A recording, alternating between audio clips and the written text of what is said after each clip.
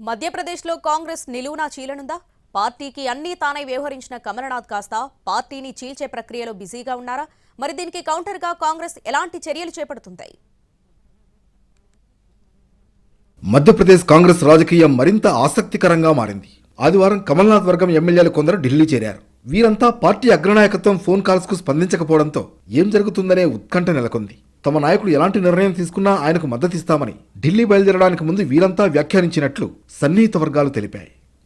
మరోవైపు కమల్నాథ్ ఎట్టి పరిస్థితుల్లోనూ పార్టీ వీడరని కాంగ్రెస్ సీనియర్ నాయకుడు దిగ్విజయ్ సింగ్ తెలిపారు. ఐటీ, ఈడీ, సిబిఐ దాడులకు భయపడి ఆయన పార్టీ మారే వ్యక్తి కాదన్నారు. నిజమైన కాంగ్రెస్ నాయకుడు. ఆయన రాజకీయ ప్రయాణం మొదలైంది ఇక్కడే.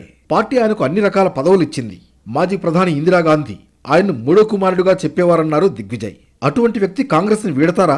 అవన్నీ ఊహాగానాలే అన్నారు దిగ్విజయ్.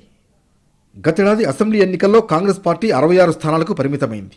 దీనికి కమల్నాథ్ కారణమని పార్టీ అధిష్టానం భావిస్తోంది. దీంతో పాటు ఆయన కుమారుడు నకుల్నాథ్ లోక్సభ అభ్యర్థిత్వంపై స్పష్టత లేకపోవడంతో శనివారం తండ్రి కుమారులిద్దరూ పార్టీ మారనున్నారనే ప్రచారం ఊపందుకుంది. ఈ క్రమంలో ఇద్దరూ ఢిల్లీకి చేరుకున్నారు. మరోవైపు పార్టీ మార్పు జరిగితే ముందుగా సమాచారం ఇస్తారని విలేకరులతో కమల్నాథ్ చెప్పడం ఆ వార్తల్ని మరింత బలపరిచింది. అయితే కాంగ్రెస్ నాయకులు మాత్రం వాటిని కొట్టిపారేశారు. మరోవైపు 66 మందిలో 23 మందిని తమతో తీసుకువెళ్లేందుకు కమల్నాథ్ వర్గం ప్రయత్నిస్తున్నట్లు తెలుస్తోంది.